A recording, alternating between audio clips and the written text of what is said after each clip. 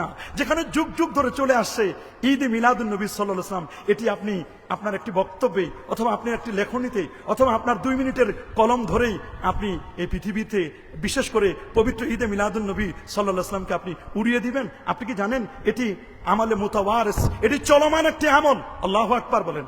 যদি তাদের কথাই নেই 600 বছর ধরে এই আমলটি চলে আসছে, মানে নবীজির জন্মের পরে 600 বছর পরে এটা আবিষ্কার হয়েছে, তাদের কথাটাই নিলাম। 600 বছর পরে এই ঈদে মিলাদুন নবী বা ইহতিফাল বি মাউলিদিন নবী, ইহতিফাল অনুষ্ঠান করা, এটা 600 বছর নবীর জন্মের 600 বছর পর চালু হয়েছে। তো 600 বছর পরেও যদি চালু হয়, তাহলে বর্তমান 2025-এ আমরা হিসাব করে দেখলেই আমরা দেখতে পাই প্রায় তো 900 বছর। কথা বলেন না, কত বছর? 900 বছর ধরে গোটা পৃথিবীতে একটি আমল চলে আসছে, এটি তো আমলে মুতাওয়ারিস। আল্লাহু আকবার বলেন।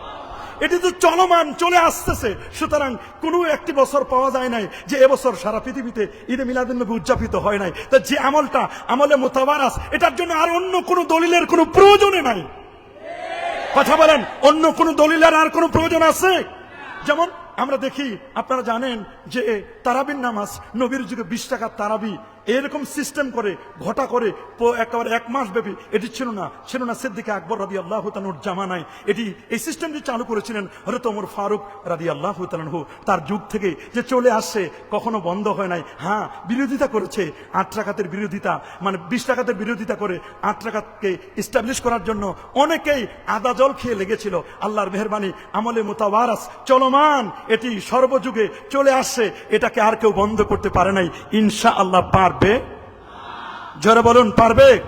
এটি আমলে মুতাওয়ারিস। আমরা যে রুকু থেকে যখন আমরা দাঁড়াই, তখন কিন্তু আমরা হাত কোথায় বাঁধবো? আমরা কি এখানে বাঁধবো নাকি ছেড়ে দিব? আমরা কিন্তু সবাই এই আমলটি করি, আমরা কিন্তু ছেড়ে দিই। এটার ব্যাপারে কিন্তু কোরআন এবং সুন্নাহয় স্পষ্ট কোনো নস নেই। এই ছেড়ে দেওয়ার উপরে উম্মতের আমল চলে আসে। সুতরাং এটাকে আমলে মুতাওয়ারিস হিসাবে এটা কিন্তু অটোমেটিক চলে আসে। আমরা মনে করি পবিত্র ঈদে মিলাদুন নবী বা ইহতিফাল বি মাউলিদিন নবী সাল্লাল্লাহু আলাইহি ওয়াসাল্লাম, এই বিষয়টি এটি 900 বছর ধরে, তাদের কথা মতো 900 বছর ধরে চলে আসতেছে। এটি চলমান, এখনো চলছে। যত বিরোধিতা তত সম্মান বেশি। জোরে বলুন, যত বেশি বিরোধিতা তত বেশি আরো জাঁকজমকপূর্ণ ভাবে আমরা এটি উদযাপন করছি। সুতরাং আমি মনে করি এটি তো আমলে মুতাওয়ারিস হিসাবে এটি চলমান। হ্যাঁ, কারো ভালো নাও লাগতে পারে, সবাইকে যে সব জিনিস ভালো লাগবে তা তো নয়। যে লোকের ডায়াবেটিক্স রোগী, তার তো চিনি খাওয়া যাবে না বাবা, যাবে নাকি? হ্যাঁ, যার ডায়াবেটিক্স রোগী তার কি চিনি খাওয়া যাবে? যে লোকটার হাই প্রেশার, হার্টের প্রবলেম, তার তো গরুর গোস্ত খাওয়া, রেড মিট খাওয়া এটা বড় কঠিন। তার মানে কি বাজারে গরু জবাই হবে না? তার মানে কি কেউ চিনি কিনতে পারবে না? অফকোর্স পারবেন। চিনি আপনি না খান, কোনো আপত্তি নাই। আমরা যারা খাই, হ্যাঁ, আপনি আমাদেরকে ফাইন্ড আউট করুন। আমরা যদি কোনো অন্যায় করি, আমরা কোনো বেদাতে সাইয়্যা করি, তাহলে সেটি আপনি ফাইন্ড আউট করে বের করে দিন। কিন্তু মুখের জোরে অথবা চাপার জোরে অথবা মুখস্থ বলে দিলেন এটি বিদআ, এটার কোনো অস্তিত্ব নাই, কেউ করে নাই, যুগ যুগ ধরে নাই, কেউ করে নাই। কে করেছে? আসুন তাহলে জানি কারা করেছেন। আমরা জানি, তাহলে জানতে তো কোনো অভাব নেই, জানতে তো কোনো অসুবিধা নেই। জানলে, আমি যদি না জানি আপনার কাছ থেকে জানবো, আর আমি যদি জানি তাহলে আমি আপনাকে শেয়ার করবো। হয় আমার জানাটা আপনি নেন, নাহলে আপনার জানাটা আমাদেরকে দেন। আমাদের শেয়ারিং হোক না, আমাদের এভাবে হোক না, জানলেই তো হয়। কথা বলুন, আমরা জানতে চাই, জানাতে চাই। বলুন আমরা জানতে চাই, বলুন আমরা জানতে চাই, আমরা জানতে চাই, আমরা জানাতে চাই। কিন্তু জেনেও যদি না জানার ভান করে, তাহলে তো সেই কথাটি মনে পড়ে যায়, ওয়া ইয়ারিফুনাহু কামা ইয়ারিফুনা আবনাহুম। রাসূল করিম সাল্লাল্লাহু আলাইহি ওয়াসাল্লামকে তারা চিনতো যেমন তাদের সন্তানদেরকে চিনতো।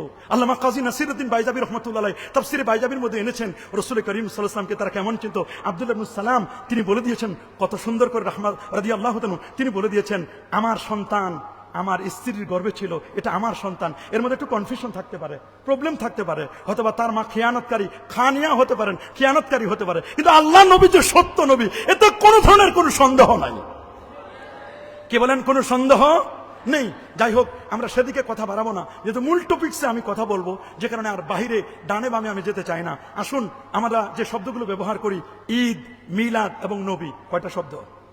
জোরে বলুন, কয়টি শব্দ? একটি হচ্ছে ঈদ, আরেকটি হচ্ছে মিলাদ, আরেকটি হচ্ছে কি নবী।